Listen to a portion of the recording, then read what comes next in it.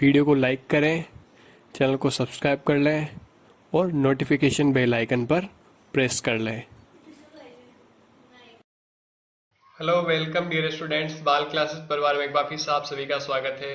और जवाहर नवोदय विद्यालय के entrance exam के हम 5 इंपॉर्टेंट क्वेश्चन आज करने वाले हैं। क्लास 4 ये रहेगी, तो जिस बच्चे ने पुरानी क्लासेस नहीं देखी 3 जाकर के देख लें, तो आपको यहाँ पर बताया जाएगा।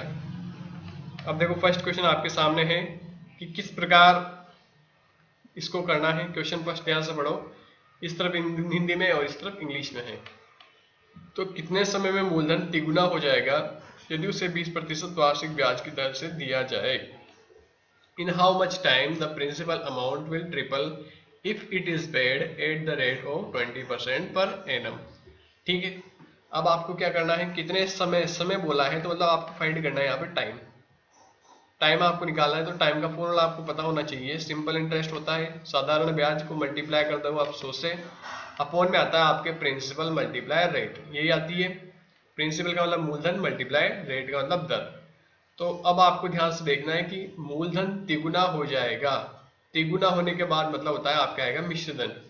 तो पहले आपको मूलधन पता होना चाहिए, यानी कि प्रिंसिपल आपको पता होना चाहिए। तो मूलधन यहाँ पर होगा, अब हम यहाँ पे 100 मूलधन मानना पड़ेगा, क्योंकि क्वेश्चन को आराम से करना है, इजी वे में करना है इसलिए। ठीक है, एक्स मानने की जरूरत नहीं है, यहाँ पे आप 100 मान लेना इस प्रकार के क्वेश्चनों में। और मिश्रधन, देखो मिश्रधन क्या हो गया, इसका तिगुना हो चुका है। अब मिश्रधन को बोला जाता है अमाउंट। अमाउंट तिगुना हो गया तो मतलब 100 मल्टीप्लाई 3 करोगे तो 300 आएगा या नहीं। 300 रुपये क्या हो गया, आपके मिश्रधन हो चुका है। अब आपको अगर ब्याज निकालना है तो ब्याज किस प्रकार निकलता है। ब्याज निकालने का एक मेथड ये भी होता है कि अगर मिश्रधन में से मूलधन को हटा दिया जाएगा तो बाकी क्या बचता है, ब्याज बचता है।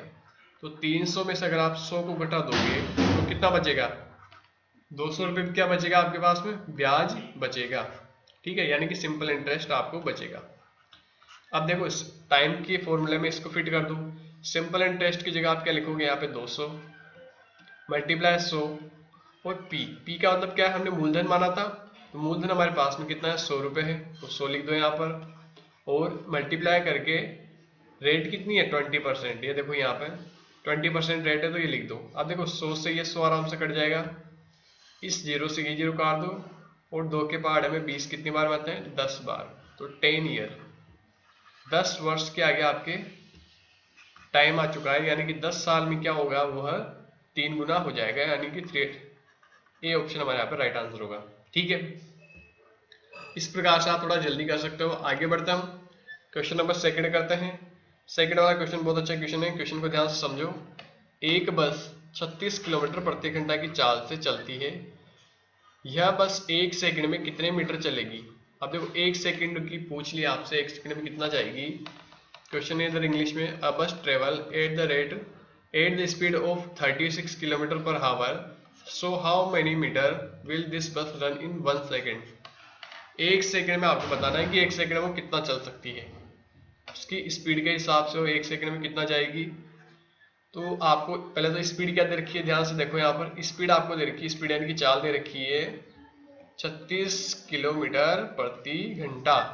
ठीक है, अब आपको 1 सेकंड की चाल बतानी है, तो समझना पड़ेगा क्वेश्चन को। 1 सेकंड में कितना चलेगी, तो आपको कहने का मतलब ये है कि मीटर पर सेकंड में चाल को चेंज करना है। समझ में आ गई बात आपको। मैंने करवाया था ऐसे क्वेश्चन पहले कि किलोमीटर से मीटर पर सेकंड में कैसे चेंज किया जाता है, ये मैंने आपको बताया था। अभी आप वापिस समझ लो, पुरानी क्लास में मैंने पहले बता भी रखा है। किलोमीटर से मीटर पर सेकंड में जब आप जाओगे तो ये जो चाल आई है, ये जो स्पीड है, इसको आप किससे गुणा करते हो, हमेशा 5/18 से, 5/18 से गुणा करते हो। तो क्या करोगे आप, 36 को किससे गुणा कर दोगे, 5/18 से। 18 का पहाड़ा 36 में 2 बार जाएगा, और 5 को 2 से मल्टीप्लाई करने के बाद में कितना आएगा, 10। ठीक है, तो 10 मीटर पर सेकेंड हो गया ये।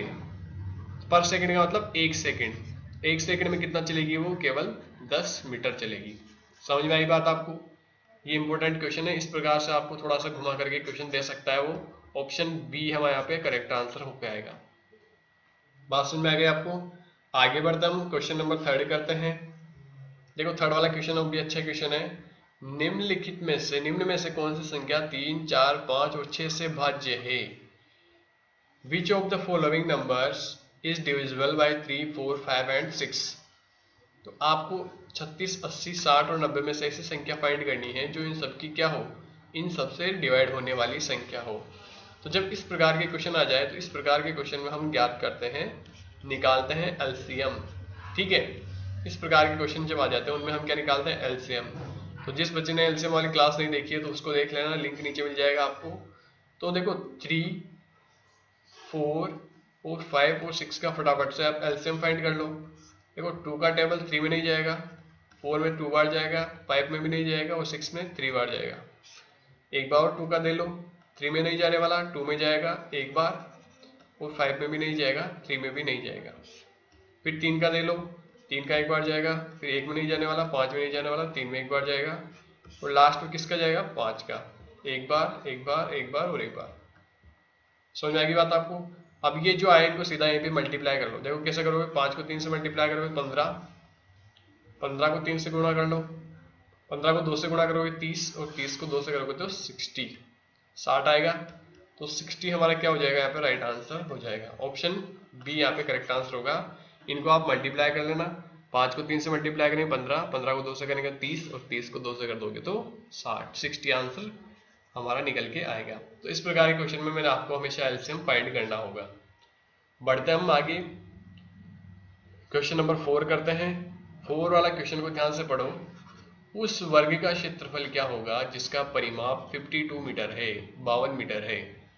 What will be the area of a square whose perimeter is 52 metre. ये तो आसान क्वेश्चन है लेकिन आपको आना चाहिए अगर आपको फॉर्मूला पता है तो। देखो वर्ग का परिमाप उससे दे रखा है, तो जो चीज दे रखी होती है हम उसी का फॉर्मूला लगाते हैं। ये बात याद रखना आप, वर्ग का परिमाप। तो यहाँ पे क्या लिखोगे आप, पेरीमीटर ऑफ स्क्वायर।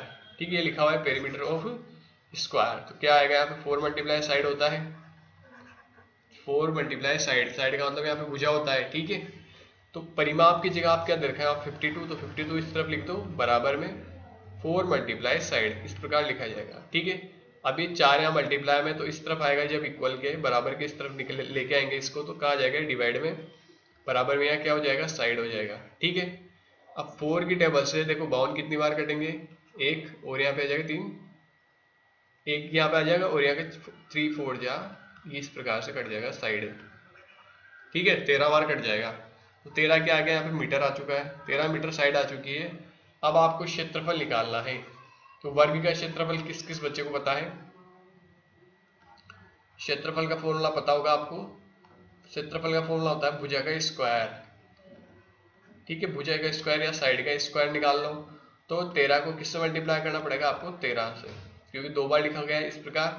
तो 13 का स्क्वायर आपको पता है कितना होता है, 169, क्या लिखा जाएगा, मीटर स्क्वायर। वर्ग मीटर भी लिख सकते हो या मीटर स्क्वायर, एक ही बात है। तो ऑप्शन बी हमारा यहाँ पे राइट आंसर होगा। समझ में आई नहीं आई बात आपको। अगर वीडियो समझ में आ रही है, अच्छा लग रहा है तो आप फटाफट से एक लाइक कर दो।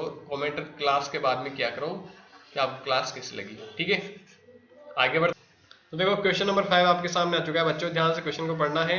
एक साइकिल सवार 3 मिनट में 1.2 किलोमीटर दूरी तय करता है, तो उसकी गति प्रति घंटा क्या होगी।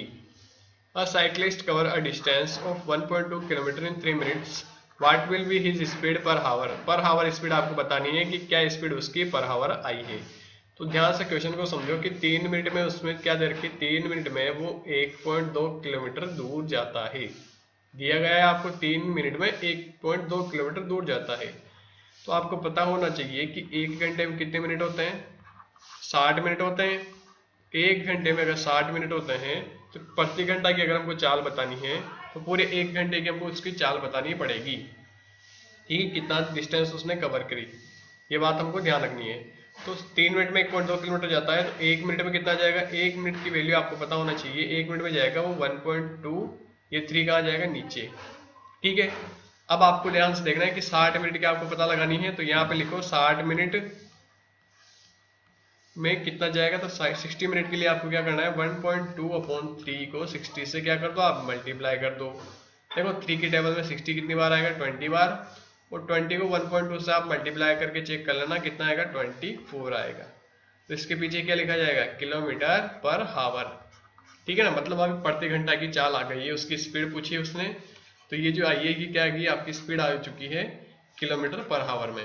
ऑप्शन ए हमारा यहाँ पे राइट आंसर निकल करके आएगा। तो ये अच्छा क्वेश्चन था। तो इस टाइप के क्वेश्चन आपको वहाँ एग्जाम में बनेंगे बिल्कुल। कुछ क्वेश्चन आपके ऐसे होंगे जो ऐसे होंगे जिसमें आपको थोड़ा सा दिमाग लगाना पड़ेगा। तो आज की क्लास हमारी यहीं तक थी।